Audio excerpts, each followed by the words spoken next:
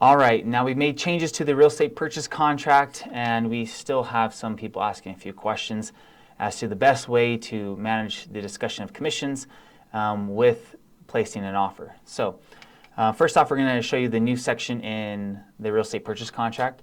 So as we go to section 4.3, section EI. So right in this section right here, it talks about the seller's compensation contribution to buyer's brokerage. So it is advisable that you reach out to the listing agent before you show a property and get a feel on what they are offering for compensation. Some of those agents will disclose exactly what they're willing to offer. Some of them may give a range. Some of them may not disclose it and just say it's dependent on the offer presented. So, but it's good to get a feel before presenting this on.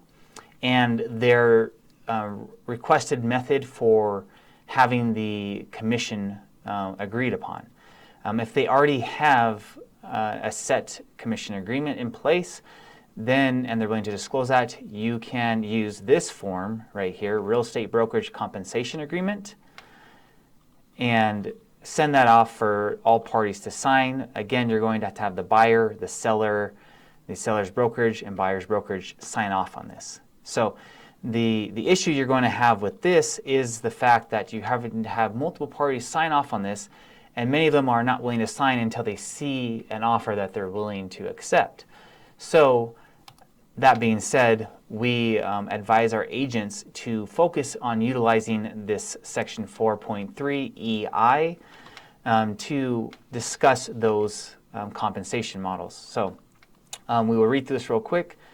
The seller and buyer agree that the seller shall contribute a percentage and notify that percentage amount of the purchase price to buyer's brokerage, or a said dollar amount to buyer's brokerage, if applicable, seller's compensation and contribution.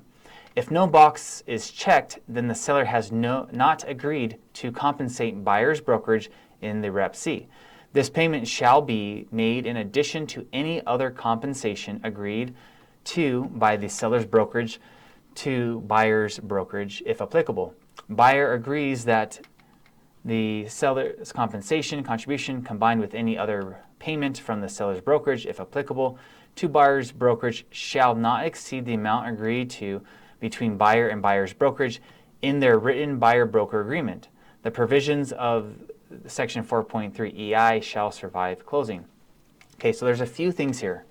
Number one is we're seeing some issues where agents are not checking the box.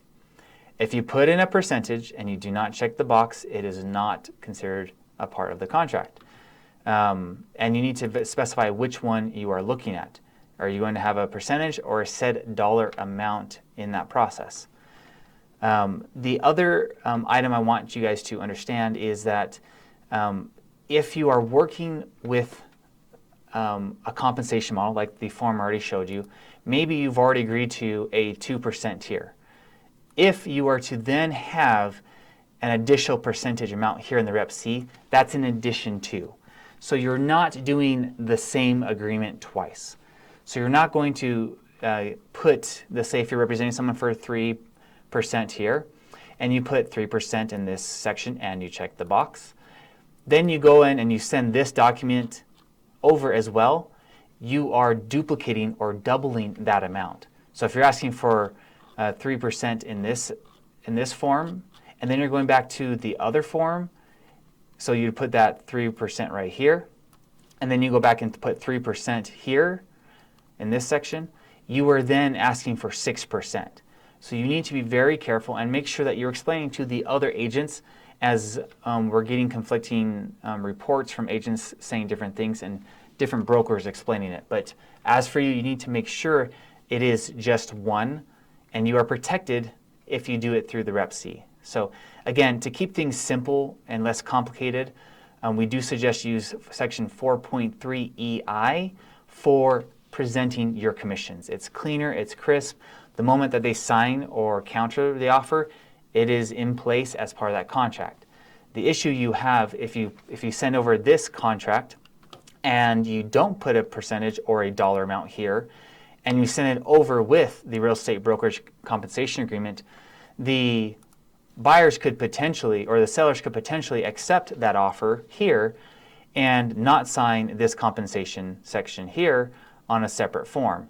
So again, we advise our agents to focus on putting their compensation in the REPC in section 4.3 EI. So make sure you guys are checking your boxes, putting that place in there, and it's always advised that you communicate to the sellers prior to sending this over, so there's no surprises, and you don't have to deal with discussing the compensations through the addendum or addenda, and that can cause some consternation between the seller and buyer as well. So this will help you guys understand a little bit better the changes to the real estate purchase contract. Again, if you have any questions, reach out to your broker or reach out to agent support, and you can reach them at agentsupport@realtypath.com for more assistance.